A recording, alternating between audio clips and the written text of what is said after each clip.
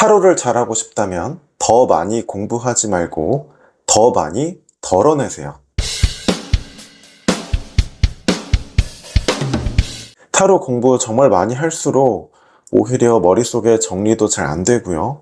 어려움을 겪는 분들 정말 많으실 겁니다. 저도 초보 시절이 있었습니다. 저는 심지어 엑셀 파일에 타로카드 상징, 키워드, 참고사항 등등등 다 빼곡히 적고 들고 다니면서 매일 외울 정도였어요. 하지만 결과는 대실패였죠. 오히려 공부를 하면 할수록 머릿속에 정리가 안 되고 또 실전에서 어떻게 말을 시작해야 될지 또 어떻게 이 카드의 맥락을 잡아야 될지 막막했습니다. 많은 실패를 거듭한 끝에 이 타로 원리를 알게 되었고 여러분께 자신 있게 말씀드릴 수 있습니다.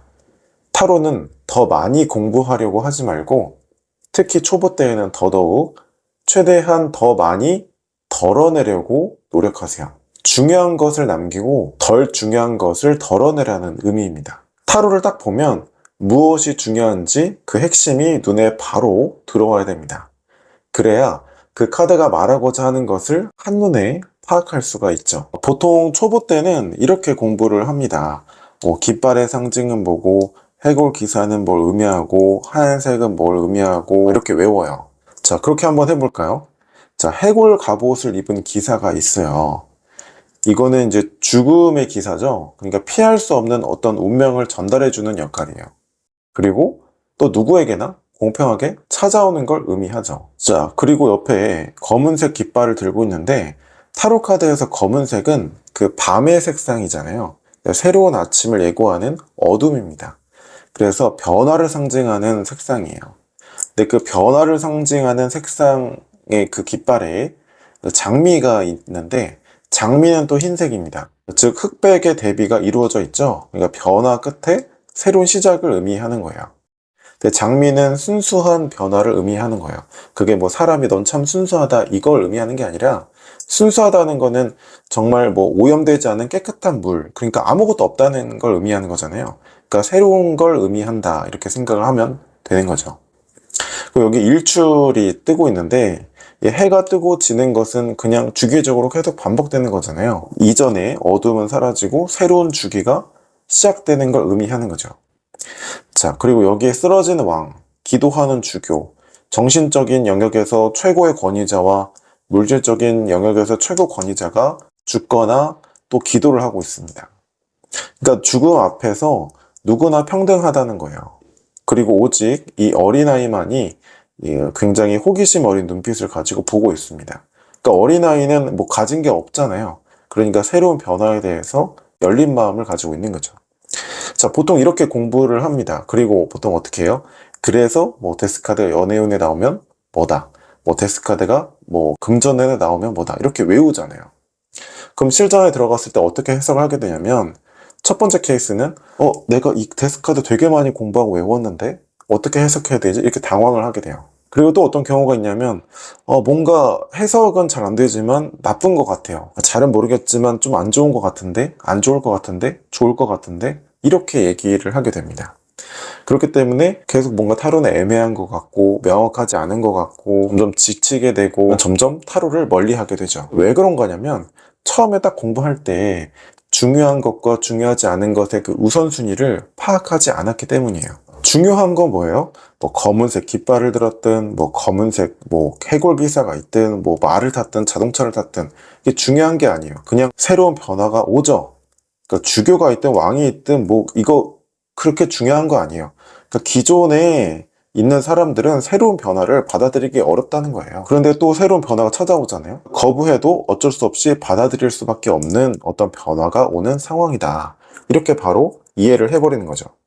그러니까 이렇게 큰 뼈대를 이해하고 나서 이런 상징들을 보면 쉽게 그냥 외울 필요도 없이 너무 당연한 거 아니야? 이렇게 그냥 내 것이 되는 겁니다. 그런데 보통 이것을 거꾸로 하기 때문에 공부는 정말 많이 했는데 정작 내가 하고 싶은 그 타로 실전 상담에서 말이 안 나오고 해석이 안 되는 겁니다. 짐이 작다, 가진 게 없다, 그리고 뭔가 이 옷이 화려하다, 약간 패션 센스도 있다, 막 이렇게 외우시기도 하고, 흰 장미는 순수를 의미하고 이것도 흰 강아지니까 순수함이다, 막 이렇게 상징을 달달 외우기도 하시는데, 자, 그렇게 공부를 하면은 내가 밑줄 많이 치고 막 점점 필기한 노트는 많이 쌓여가는데, 이 카드가 결국 뭘 말하려고 하는지 파악이 안 됩니다. 그래서 중요한 우선순위로 카드를 이해를 해야 돼요. 핵심만 파악하는 거죠. 자, 어떤 사람이 나아가고 있어요. 나아가고 있다는 건 뭐예요? 여기에 뭔가 자기가 원하는 게 있다는 얘기죠. 그러니까 어떤 열망이나 순수함이나 뭔가 가고자 하는 어떤 도전의식이나 이런 게 엄청 마음이 강하다는 거예요. 그런데 주변 환경을 보세요. 절벽이죠. 낭떠러지죠. 그리고 뭐 딱히 이 사람이 가진 것도 크게 없어 보여요. 즉, 이 사람의 입장에서는 새로운 변화나 시작이나 도전에 대해서 열망은 크지만 객관적으로 현실적인 여건은 준비되어 있지 않거나 크지 않은 상태다. 바로 카드를 이렇게 핵심을 빠르게 파악할 수가 있습니다. 그러면 객관적인 여건이나 현실이 부족한 상황에서도 뭔가를 하려고 하는 마음이 큰 상태구나 이해를 해볼 수도 있고, 아니면 이렇게 부족하고 현실적으로 어려운 상황인데도 무모하게 뭔가 하려고 하는 그런 상태구나, 이렇게도 이해를 할 수 있단 말이에요. 그런데 여기에 상징 하나하나를 먼저 외우기 시작하면은 이 카드가 무슨 말을 하려고 하는지 이해가 안 됩니다. 자, 이 카드의 핵심을 먼저 제가 설명드렸기 때문에 상징 하나하나 이런 것들 얘기해드리면 이해가 쉬우실 거예요. 작은 보따리, 그러니까 새로운 시작을 하는데 뭐 짐이 엄청 많을 필요가 없잖아요. 그렇죠? 이 과거에 가지고 있던 과거의 짐을 의미하는 겁니다. 그러니까 최소한으로 들고 있는 거예요. 흰 장미, 당연히 순수함이죠. 흰색은 그 새로운 것이고 순수한 거죠. 강아지, 뭐겠어요? 옆에 따라오는 친구이자 보호자죠. 근데 강아지라는 건, 개라는 상징은 뭐예요? 우리 그 인류의 조상들 보면은 적들이 오거나 외부에 어떤 위협이 올 때 막 짖잖아요. 그쵸? 그러니까 어떤 경고를 해주는 역할이라든지, 그러니까 실제로 내 옆에 이런 개가 있다는 뜻이 아니라 이건 어떻게 보면 어떤 나의 무의식적인 경고 같은 거죠. 그런데 그것을 인지하지 못하고 갈 정도로 마음이 크거나, 아니면 그것을 인지하지 못할 정도로 어떤 무모한 상태거나, 어쨌든 마음이 크다는 거죠. 그렇죠? 그 태양이라는 거는, 태양이 뜨면은 우리가 농사도 짓고 일을 할 수가 있잖아요. 미래에 대한 희망이자 그런 걸 상징한단 말이에요. 결국 뭘 말하려고 하는 거예요? 새로운 도전이나 새로운 뭔가를 막 하고 싶은 마음이 크고 막 그런데 현실에서는 아직 충분하지 않은 상태다. 그걸 의미하는 거예요. 자, 다시 한번 정리해 볼까요? 예정된 수순의 변화가 오고 있는 상황인데 기존의 질서가 점점 무너지고 변화해가는 상황이다. 그런데 이제 사람의 입장에서는 받아들이기 어려운 그런 마음을 일부 느낄 수도 있다. 새로운 것에 대한 어떤 도전이나 뭐 열망이나 마음은 굉장히 큰 상태인데 아직 현실적으로 갖추어진 건 크지 않은 상태다. 어때요? 간단하지 않나요? 이 카드에 대해서 공부할 게 많지 않은 겁니다. 자, 그러면 이직이 가능할까요? 라고 물었어요. 그러면 어떻게 해석을 할 수 있을까요? 가능은 하지만 기존 방식대로 자꾸 고수하면 어떻게 돼요? 현실적으로 가진 게 없죠? 빈털터리처럼 어떤 기회를 못 잡을 수가 있어요. 그렇죠? 그런데 이 새로운 변화에 대해서 기존의 방식을 고수하지 않고 새로운 걸 받아들이면 어떻게 돼요? 이직이 가능하죠. 그러니까 기존에 내가 다니던 회사와 똑같은 형식의, 똑같은 방식의, 똑같은 뭐 조건의 회사를 간다면 어려울 수 있으나 아예 새로운 방식의 새로운 도전, 새로운 기회, 새로운 회사로 간다면 가능하겠다. 이렇게 해석을 할 수가 있겠죠. 그런데 카드를 외우면 어떻게 돼요? 바보 카드가 나왔는데 이건 된다는 거야, 안 된다는 거야? 데스 카드가 나왔는데 힘들다는 거겠지? 잘못된 방법에 점점 고치하게 되는 겁니다. 근데 옳은 방법, 맞는 방법은 오히려 어렵고 공부할 게 많은 게 아니라 단순해요. 보통 타로 해석을 할 때 해석이 틀리는 이유는 뭐냐면, 저는 어떤 전제를 달았어요? 여기에 변화가 있죠. 그렇죠? 근데 어떤 변화냐면 기존에 대한 변화예요. 그렇죠? 그 여기에도 새로운 변화가 있어요. 그렇죠? 새로운. 근데 기존의 어떤 질서 기준에서 보면은 현실적으로 갖추어진 건 없는 상태죠. 그쵸? 이게 이제 두 장의 카드의 뼈대란 말이에요. 이 뼈대를 가지고 제가 지금까지 계속 이 말을 이어온 거고, 그런데 타로를 해석해도 그 결과가 틀리게 되는 이유는 뭐냐면, 여기서 전제된 건 뭐예요?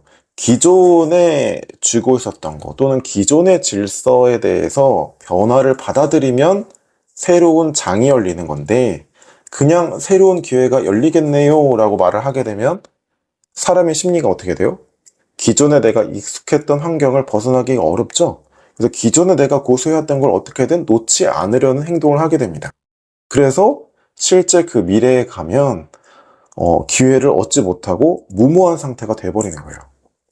즉 타로 리더가 해석을 해줄 때 이런 중요한 포인트들을 빼먹었기 때문이에요. 그 빼먹게 되는 이유는 뭐냐면 중요한 우선순위, 뼈대, 핵심을 파악해서 이 구조, 스토리텔링을 만들지 않았기 때문에 내가 해석을 하면서 자꾸 빠뜨리는 게 생길 수밖에 없는 겁니다. 타로 카드는요, 언어입니다. 각 카드는 글자고요. 해석은 그 글자가 모여서 만들어낸 문장이에요. 글자의 어원, 역사, 배경, 상징 모두 다 공부하면 좋겠지만 결국 중요한 건 외국인과 만났을 때 아낌없이 대화를 할 수 있는지 여부입니다. 타로도 마찬가지입니다. 각 카드를 밑줄 치고 최대한 많은 것들을 공부하려고 하는 것은 말 그대로 글 공부입니다.